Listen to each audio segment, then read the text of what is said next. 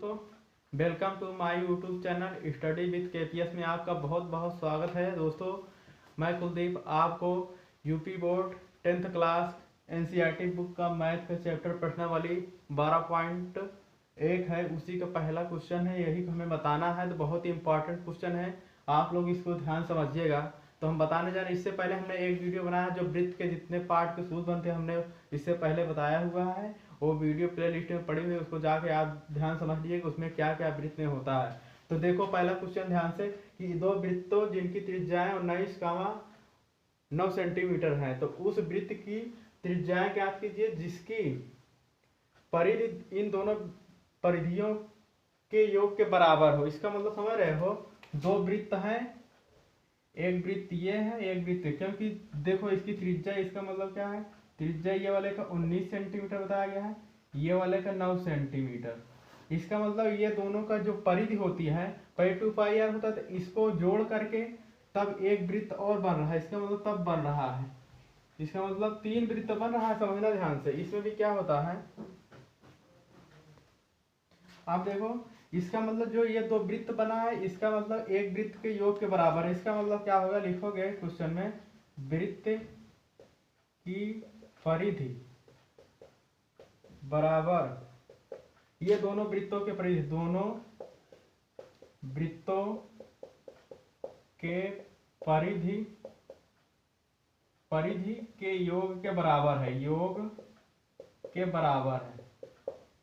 ये आपको लिखना पड़ेगा, क्योंकि आप बोर्ड के माध्यम से इतना जब लिखोगे कि वृत्त की परिधि बराबर दोनों वृत्तों के परिधि के योग के बराबर है, इसका मतलब ये हुआ क्वेश्चन कि ये जो वृत्त है, वृत्त की परिधि क्या होती है, 2 पाई आर। इसका मतलब 2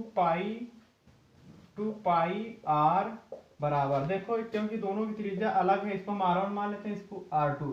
इसका मतलब दोनों वृत्तों की परिधि की त्रिज्या जोड़ करके हमें एक वृत्त बड़ा से बन जाए, क्योंकि ये दोनों वृत्त क्या करते हैं, जोड़ देंगे। इसका मतलब तो एक बड़ा वृत्त का निर्माण हो जाएगा।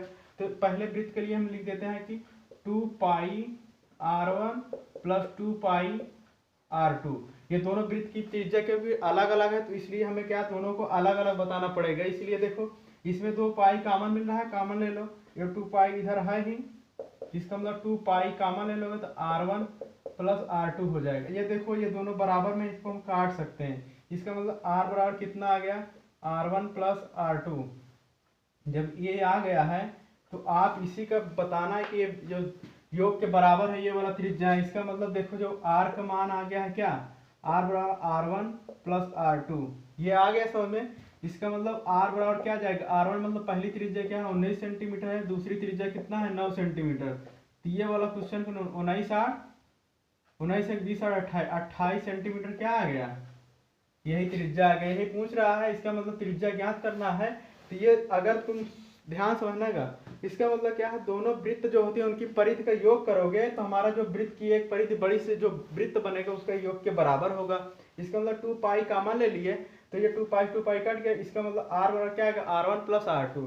तो दोनों वृत्त के त्रिज्या जोड़ दिए, 19 प्लस 9 जोड़े तो क्या आ गया, 28 आ गया। देखो हमने कर दिया है। सेकेंड क्वेश्चन फिर बताते हैं।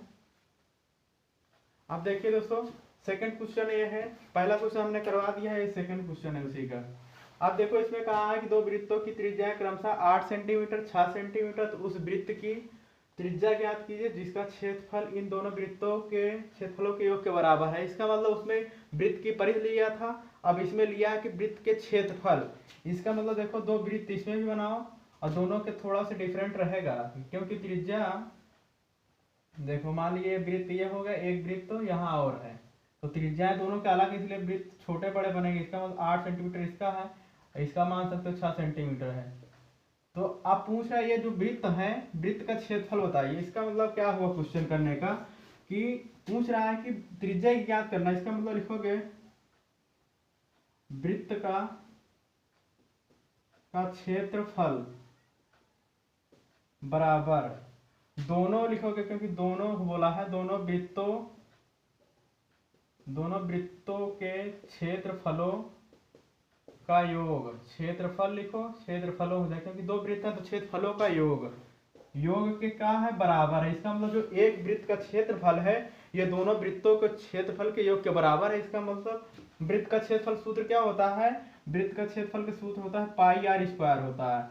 तो पाई आर स्क्वायर होता है, तो इसका मतलब क्या हो जाएगा पाई आर स्क्वायर। इसको हम डिफरेंट क्यों माने, क्योंकि त्रिज्या दोनों की अलग अलग है। ये R1 पहली त्रिज्या की, R2 दूसरे के लिए। तो वृत्त का क्षेत्रफल सूत्र क्या होता है, पाई आर स्क्वायर होता है। दोनों वृत्तों के क्षेत्रफलों के योग के बराबर। इसका मतलब एक वृत्त का क्षेत्रफल क्या होता है, पाई आर स्क्वायर हो गया, दूसरा वृत्त क्या होगा, पाई आर स्क्वायर। लेकिन दोनों वृत्त की त्रिज्या क्या है, अलग अलग है। तो एक को हम R1 मान लेंगे, दूसरे को R2, जिससे क्या होगा आपको समझ में आएगी, पहले के लिए ये होगा, दूसरे के लिए ये होगा। तो इसका मतलब वृत्त का क्षेत्रफल बराबर, क्योंकि पूछा है कि उस वृत्त की त्रिज्या ज्ञात करना है। त्रिज्या का तभी ज्ञात किया कि उसमें बोल दिया क्षेत्रफल, उसमें बोला था परिधि, लेकिन इसमें बोल दिया क्या, क्षेत्रफल। इसलिए हम क्षेत्रफल का सूत्र लगाएंगे।